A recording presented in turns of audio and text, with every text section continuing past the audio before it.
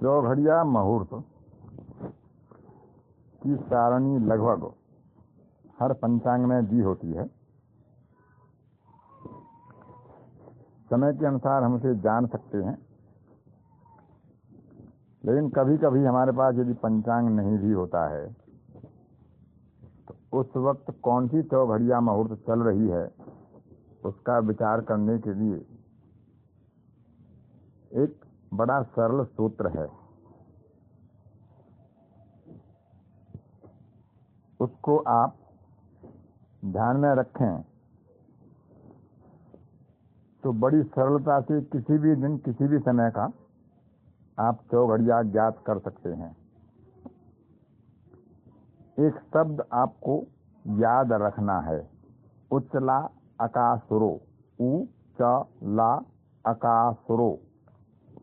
उ से उद्वेग बनता है, च से चर बनता है, ला से लाभ होता है, आ से अमृत होता है, का से काल होता है, सु से शुभ होता है, रो से रोग होता है। ये 5 क्रम हैं। इन पांचों का पहला पहला अक्षर लेकर एक शब्द बना लिया, उचला अकासुरो। इसी पर हम प्रारंभ करते हैं। हम दिनमान के 8 भाग कर लेते हैं। हर एक भाग में एक चौघड़िया होगा।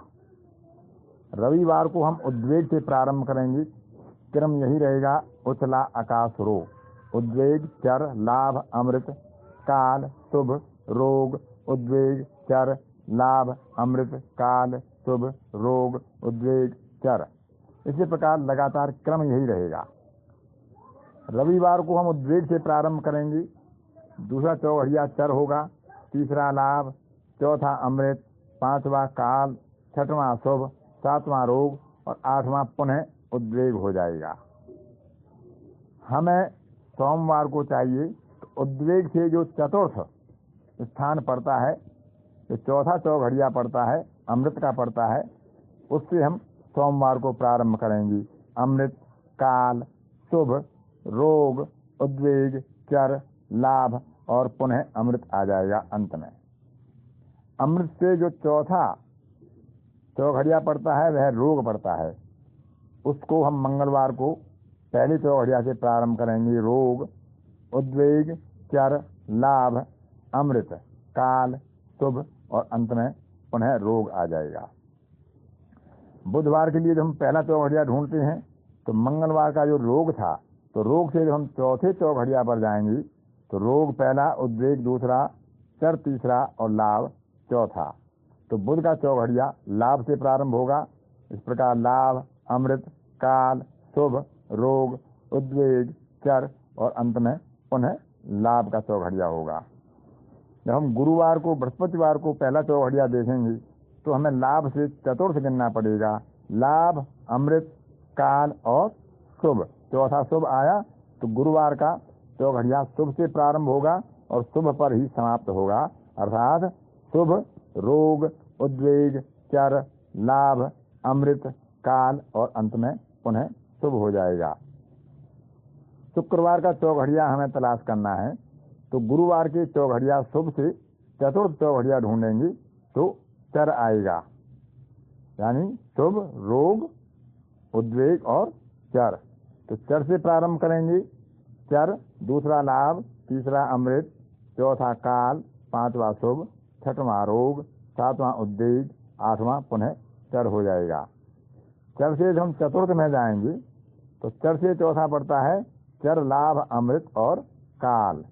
तो शनि का जो प्रारंभ होगा, पहला चौघड़िया काल से प्रारंभ होगा, उसके बाद शुभ, रोग, उद्वेग, चर, लाभ, अमृत और अंतिम चौघड़िया पुनः काल हो जाएगा। ये तो हुआ हमारा दिन का क्रम। अब इसी उचला अकासुरो में उद्वेग, चर, लाभ, अमृत, काल, शुभ और रोग में जो हमारा क्रम दिन का हो गया, तो हमें जब रात का क्रम लेना है तो रात के भी हम 8 भाग करेंगे और 8 चौघड़िया बनाएंगे। तो पहला चौघड़िया जो शुरू होगा वो उस चौघड़िया से शुरू होगा जो दिन के चौघड़िया से छठवां चौघड़िया होगा। जैसे रविवार का पहला चौघड़िया उद्वेग होता है और उद्वेग से छठवां क्रम होता है शुभ का। तो रविवार को रात में शुभ चौघड़िया से प्रारंभ होगा और शुभ पर ही समाप्त होगा। सोमवार की रात में हमें प्रारंभ करना है तो अमृत से छठा चौघड़िया चर होता है तो हम चर से प्रारंभ करेंगे। मंगलवार को दिन में हमारा चौघड़िया रोग से प्रारंभ होता है और रोग से छठवां काल होता है तो रात्रि में हम काल से प्रारंभ करेंगे मंगलवार को। बुधवार को हमारा लाभ से प्रारंभ होता है दिन में तो लाभ से छठवां क्रम पड़ता है उद्वेग का तो रात में हम उद्वेग से प्रारंभ करेंगे बुध की चौघड़िया। गुरुवार को दिन के चौघड़िया में हम शुभ से प्रारंभ करते हैं और शुभ से छठवां पड़ता है अमृत तो हम रात्रि में अमृत से पहला चौघड़िया प्रारंभ करेंगे और क्रम उसी तरह बना रहेगा। शुक्रवार को हमारा दिन का चौघड़िया चर होता है और चर से छठवां रोग होता है तो हम शुक्रवार को रात का चौघड़िया रोग से प्रारंभ करेंगे और शनिवार को काल से हम प्रारंभ करते हैं दिन के चौघड़िया को और काल से छठवां चौघड़िया लाभ होता है तो हम लाभ से प्रारंभ करेंगे और लाभ पर ही वह चौघड़िया समाप्त होगा। इस प्रकार हम बड़ी सरलता से चौघड़ियाओं का विचार कर सकते हैं। चौघड़िया के विचार में रोग का चौघड़िया अशुभ होता है, उद्वेग का चौघड़िया अशुभ होता है, काल का चौघड़िया अशुभ होता है, चर का चौघड़िया मध्यम होता है, लाभ अमृत और शुभ ये तीन चौघड़िया उत्तम फलदायक होते हैं। ऐसी स्थिति में जब कोई हमें काम करना हो, सामान्यतः कुछ शुभ मुहूर्त ना बन रही हो और हमारे लिए काम करना वह उसी दिन बहुत जरूरी हो, तब हम चौघड़िया मुहूर्त का प्रयोग करके अपने शुभ समय का कार्य सिद्धि के लिए विचार कर सकते हैं। उसमें होरा विचार भी करते हैं। होरा का विषय किसी दिन फिर पढ़ाएंगे और सामान्यतः पहले बताया भी जा चुका है होरा के बारे में कि होरा का क्रम किस प्रकार होता है।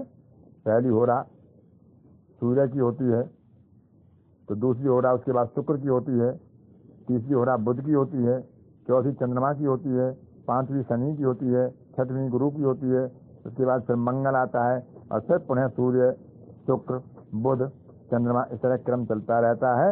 और पहली होरा सूर्योदय के समय 1 घंटे के लिए उसी ग्रह की होती है जिसका वार होता है। रविवार को पहली होरा सूर्य की होती है, सोमवार को पहली होरा चंद्रमा की होती है, मंगलवार को पहली होरा मंगल की होती है, बुधवार को पहली होरा बुध की होती है, गुरुवार को पहली होरा गुरु की होती है, शुक्रवार को पहली होरा शुक्र की होती है और शनिवार को पहली होरा शनि की होती है। उसके बाद क्रम वही रहेगा कि सूर्य के बाद शुक्र की होरा आएगी, शुक्र के बाद बुध की होरा आएगी, बुध के बाद चंद्रमा की होरा आएगी, चंद्रमा के बाद शनि की होरा आएगी, शनि के बाद गुरु की होरा आएगी, गुरु के बाद मंगल की होरा आएगी और मंगल के बाद पुनः फिर सूर्य की होरा आ जाएगी। इस प्रकार से होरा का क्रम भी रहता है। यदि चौघड़िया के समय में उसी दिन की होरा पड़ रही हो तो वह और भी उत्तम फलदायी हो जाती है। इस प्रकार हम चौघड़िया का और होरा का विचार भी कर सकते हैं।